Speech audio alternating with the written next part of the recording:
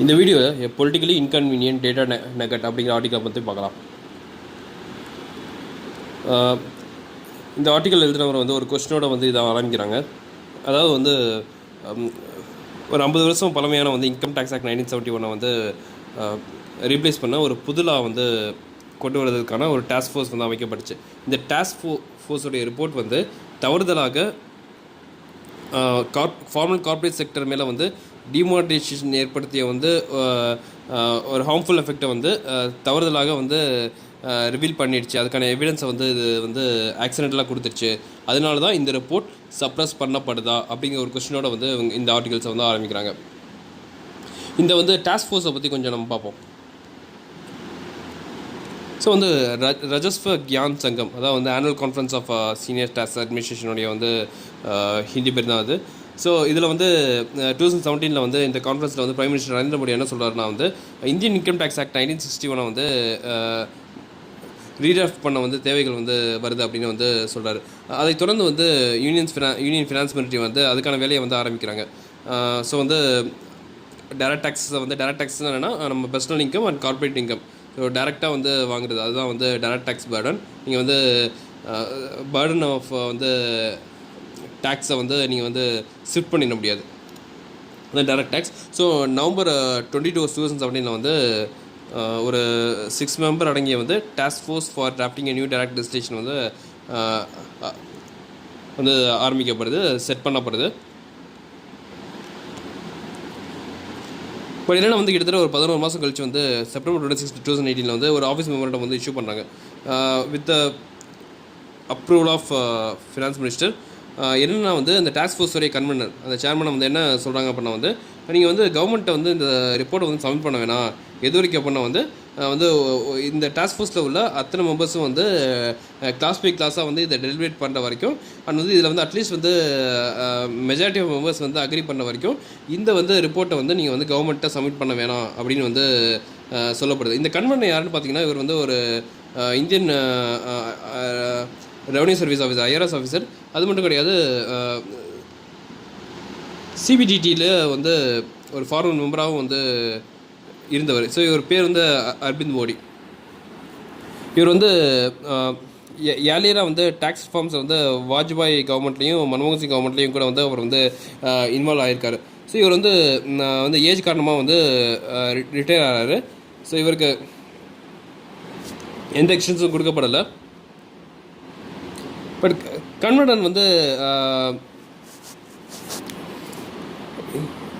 nevertheless he submitted the 4 volumes வந்து ஒரு sealed கவரில் வந்து அந்த ரிப்போர்ட்டை வந்து ஃபினான்ஸ் மினிஸ்ட்ரிக்கு வந்து அவர் வந்து கொடுக்குறாரு. எதுக்கு அப்படின்னா வந்து கண்டினியூட்டிக்கும் வந்து ஒரு ரெக்கார்ட் பர்பஸ்க்காண்டியும் வந்து இந்த வந்து நான் கொடுக்குறேன் அப்படின்னு சொல்லிட்டு ஃபினான்ஸ் மினிஸ்ட்ரிக்கு வந்து அவர் வந்து கொடுக்குறாரு. மெமரண்டத்தையும் மீறி அவர் வந்து அந்த கொடுக்குறாரு. ஃபினான்ஸ் மினிஸ்ட்ரி வந்து இவருக்கு ரீப்ளேஸ்மெண்ட்டாக வந்து அகிலேஷ் ரஞ்சனை வந்து அப்பாயிண்ட் பண்ணுச்சு, ஒரு டாஸ்க் ஃபோர்ஸ் கன்வீனராக வந்து அப்பாயிண்ட் பண்ணுது. ஸோ வந்து இவர் வந்து அந்த ரிப்போர்ட் வந்து August 19 வந்து 2019 வந்து சப்மிட் பண்ணுறாரு. இந்த டாஸ்க் ஃபோர்ஸோடைய ரிப்போர்ட் வந்து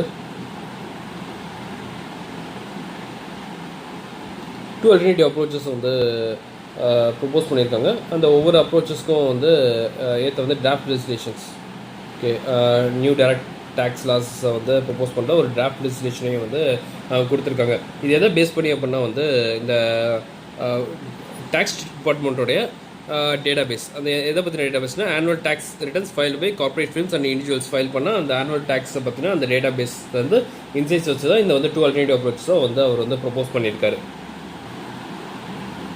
இதில் வந்து chapter on reform proposals for corporate taxes அப்படிங்கிற அந்த சாப்டரில் வந்து ஒரு டேபிள் இருக்குது. இந்த டேபிளில் தான் வந்து என்னென்னா வந்து டிமானிட்டைசேஷன் வந்து கம்பெனிஸை வந்து எப்படி அஃபெக்ட் பண்ணியிருக்கு அப்படிங்கிற வந்து எவிடன்ஸ் வந்து இந்த டேபிளில் இருக்குது.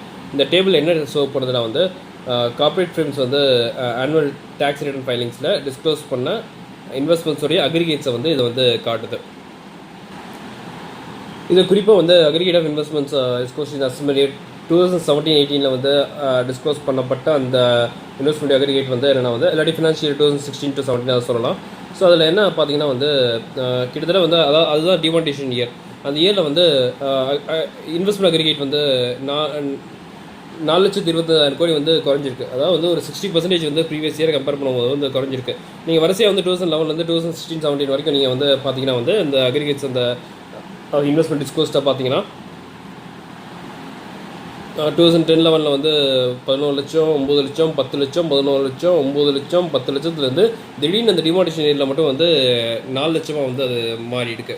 ஸோ இப்போ வந்து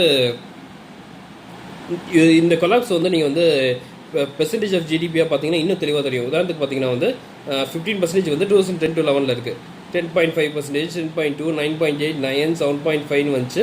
2016-17 அந்த டிமானிட்டேஷன் ஃபினான்ஷியல் இயரில் வந்து என்ன ஆச்சுன்னா வந்து ஜஸ்ட் 2.7% வந்து கார்பரேட் ஃபண்ட்ஸோட இன்வெஸ்ட்மெண்ட் அக்ரிகேட்ஸ் வந்து குறைஞ்சிருக்கு.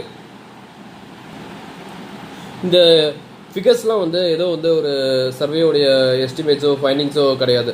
இது வந்து லா படி வந்து கம்பெனியோடைய ஸ்ட்ராட்டஜி டிஸ்க்ளோசஸில் வந்து இருந்து எடுக்கப்பட்ட ஒரு அக்ரிகேட் ஃபியர். ஸோ அதனால் வந்து இந்த எவிடன்ஸ் வந்து ஒரு அன்டினைபிள் எவிடன்ஸு. இந்த டிமானிட்டேஷன் வந்து எப்படி வந்து எக்கனாமிக்கை வந்து ஸ்லோ டவுன் பண்ணியிருக்கு, அது இந்த வருஷத்துலேயும் வந்து செகண்ட் பீரியடில் வந்து மோடி கவர்மெண்ட்டுக்கு பெரிய ஹெட்டேக்காகவும் இது வந்து அமைஞ்சிருக்கு. ரிப்போர்ட்டில் வந்து இன்னும் வந்து அதிகமான வந்து சில ஒரியிங் ட்ரெண்ட்ஸை நம்ம பார்க்க முடியுது. ரிஜிஸ்டர் ஆஃப் கம்பெனிஸில் வந்து ரிஜிஸ்டர் பண்ணியிருக்க 50% ஆஃப் கம்பெனிஸ் வந்து அவங்க வந்து டேக்ஸ் ரிட்டர்ன்ஸை வந்து ஃபைல் பண்ணியிருக்காங்க. இன்கம் வந்து ஃபினான்ஷியல் 2016-17, அதாவது வந்து 2017-18 அசஸ்மெண்ட் இயருக்கு அதை வந்து ஃபைல் பண்ணியிருக்காங்க. இதில் வந்து என்னென்னா வந்து இந்த ஃபைண்டிங்ஸ் படி என்னென்னா வந்து 42% லாஸ் மேக்கிங் கம்பெனிஸோடைய ஷேர் வந்து 2014-13-14 வந்து 42% இருந்தது. 2017-18 வந்து 45% அது வந்து இது வந்து இன்க்ரீஸ் ஆகிருக்கு. நம்பர் ஆஃப் வந்து கார்பரேட் ஃபைலர்ஸ் வந்து மேனுஃபேக்சரிங் செக்டர்லேருந்து வந்து 2013-14 அந்த அசஸ்மெண்ட் இயர்லேருந்து 2017-18 அசஸ்மெண்ட் இயரில் வந்து ஸ்டடியாக வந்து டிக்ளைன் ஆகிருக்கு. அது மட்டும் கிடையாது, ரிட்டர்ன் ஆன் ஈக்விட்டி அதுவும் வந்து 16.4% வந்து 2013-14 இருந்துச்சு. அது வந்து ஜஸ்ட் வந்து அசஸ்மெண்ட் இயர் 2000 வந்து 15.5% குறைஞ்சிருக்கு. அண்ட் அகைன் வந்து இது வந்து 2017-18 வந்து அசஸ்மெண்ட் இயரில் வந்து 16.5% வந்து அது ரிவர்ஸ் ஆகிருக்கு. அதுக்கு இந்த efficiency of the corporate tax அது என்னென்னா வந்து த எஃபிஷியன்சி எல்லாத்தையும் வந்து ப்ரொடக்டிவிட்டி ஆஃப் கார்பரேட் டேக்ஸ் இது எதை குறிக்குது அப்படின்னா வந்து டேக்ஸ் கன்செஷன் குறித்த வந்து சில பாலிசி சாய்ஸஸ் அண்ட் வந்து கம்ப்ளை பண்ணுறாங்களா கம்ப்ளை பண்ணலையா அந்த ஓவரால் லெவல்ஸ் ஆஃப் வந்து நான் கம்ப்ளைன்ஸ். ஸோ இது வந்து எஃபிஷியன்சி வந்து ஆஃப் கார்பரேட் டேக்ஸ் குறிக்குது. இது வந்து என்னென்னா வந்து வெரி லோ அட் 7% 2013-14 2017-18 வந்து ரொம்ப லோவாக இருக்குது. ஸோ வந்து செட்டின் அதர் வந்து செலக்ட் எக்கானமிக்ஸை கம்பேர் பண்ணும்போது கார்பரேட் இன்கம் டேக்ஸோடைய வந்து ப்ரொடக்டிவிட்டி வந்து ரொம்ப லோயஸ்ட்டாக இருக்குது அப்படின்னு சொல்லிட்டு இந்த ரிப்போர்ட் வந்து நோட் பண்ணுது. இந்த ரிப்போர்ட் என்னென்ன நோட் பண்ணுது என்னென்னா வந்து லிமிடெட் ஃபிஸ்கல் ஃபேஸ்னால வந்து கவர்மெண்ட்டுக்கு இருக்கிற லிமிடெட் ஃபிஸ்கல் ஃபேஸ்னால எக்கனாமிக் growth வந்து டிவெண்ட் பண்ண வேண்டிய வந்து ரெஸ்பான்சிபிலிட்டி வந்து ப்ரைவேட் இன்வெஸ்ட்மெண்ட் மட்டும் தான் இருக்குது. பட் அந்த ஆனால் கார்பரேட் இன்வெஸ்ட்மெண்ட் வந்து என்னென்னா வந்து ரொம்ப ஸ்டாக்னட்டாக இருக்குது. அவங்க அது ஏறவே இல்லை. Despite the fact that sufficient ரீட்டைன்ட் earnings வந்து அவைலபிளாக இருந்தும் கார்பரேட் இன்வெஸ்ட்மெண்ட் இல்லை அப்படின்னு சொல்லிட்டு இந்த ரிப்போர்ட்டில் பார்த்தீங்கன்னா வந்து 2011-12 வர அஃபிஷியல் ஜிடிபி எஸ்டிமேட்ஸில் இருந்து நம்ம பெறக்கூடிய அந்த இன்வெஸ்ட்மெண்ட் ஸ்லோ டவுன் அந்த டேட்டாவும் இன்னொன்று என்ன வந்து அக்ரிகேட் கார்பரேட் இன்வெஸ்ட்மெண்ட்ஸில் உள்ள ஃபிகர்ஸில் உள்ள ட்ரெண்டும் வந்து கரஸ்பாண்ட் ஆகுது. ஸோ இது ரெண்டுமே கரஸ்பாண்ட் ஆகுது. பட் வந்து 2016-17 டிமானிட்டேஷன் இயரில் வந்து இந்த இன்வெஸ்ட்மெண்ட் அக்ரிகேட் ஃபிகரும் ஜிடிபி growth எஸ்டிமேட்டும் வந்து அது வந்து முரணாக தான் இருக்குது. ஓகேவா, அது வந்து கரஸ்பாண்ட் ஆகலை. ஈவன் வந்து இந்த லேட்டஸ்ட் ரவுண்ட் ஆஃப் வந்து ஸ்கெல் ரிவிஷன்ஸில் வந்து கவர்மெண்ட் வந்து அந்த டிமானிட்டேஷன் இயருக்கான வந்து ஜிடிபியை வந்து growth எஸ்டிமேட்டை வந்து 7.1 8.2 படி வந்து உயர்த்திருக்காங்க. ஸோ அப்போ பார்த்தீங்கன்னா வந்து ரிவைஸ் எஸ்டிமேட் படி வந்து டிமானிட்டேஷன் இயர் தான் வந்து பெஸ்ட் இயர் அப்படிங்கிற மாதிரி தான் வந்து இந்த புது ஜிடிபி எஸ்டிமேட் வந்து காட்டுது. ஜிடிபி growth பொறுத்த வரைக்கும் இதுதான் வந்து பெஸ்ட் இயர்.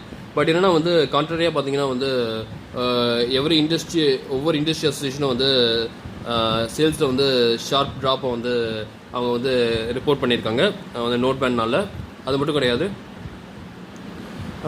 ரிவைஸ்ட் எஸ்டிமேட் மற்ற கம்பரபிள் டேட்டா ஃபார் எக்ஸாம்பிள் நான் கவர்மெண்ட் ஏஜென்சிஸ் ஜென்ரேட் பண்ண கம்பரபிள் டேட்டாவும் அண்ட் வந்து ஈவன் இப்போ பார்த்தீங்கன்னா இந்த ரிப்போர்ட் படி வந்து corporate annual returns tax return ஃபைலிங்ஸும் வந்து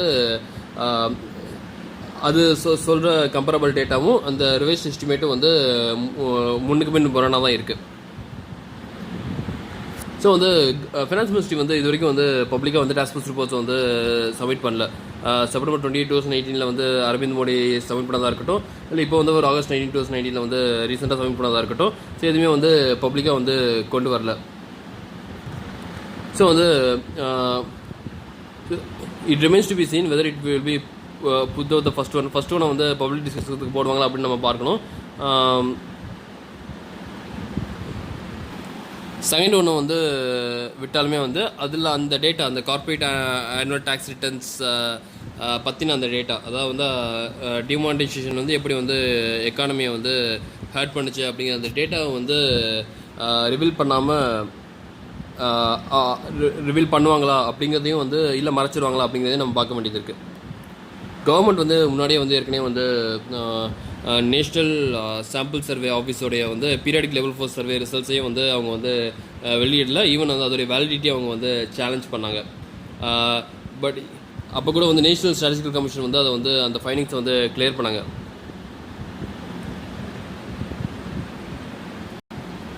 அதையும் வந்து அவங்க வந்து வெளியிடாமல் இது பண்ணாங்க. அதுக்கப்புறம் அதை சேலஞ்ச் பண்ணாங்க அப்படின்னா வந்து எம்ப்ளாய்மெண்ட் ரேட் வந்து 45 இயர் ஹை வந்து எம்ப்ளாய்மெண்ட் ரேட் வந்து 45 வருஷத்தில் இப்போ தான் 2017-18 தான் வந்து ஹை லெவலில் தொட்டுச்சு. அதாவது டிமானிட்டேஷன் இயரில் தான் அப்படிங்கிறது வந்து அவங்களுக்கு பொலிட்டிக்கலாக வந்து இன்கன்வீனியண்ட்டாக இருந்துச்சு.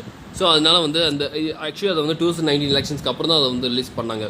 ஸோ வந்து இப்போ வந்து இந்த ரிப்போர்ட்டை வந்து அவங்க வந்து ரிலீஸ் பண்ணாங்களா, இந்த புது ரிப்போர்ட்டை ரிலீஸ் பண்ணும்போது அந்த டேட்டா வந்து ரிவீல் பண்ணாங்களா அப்படிங்கிறது நம்ம பார்க்கணும்.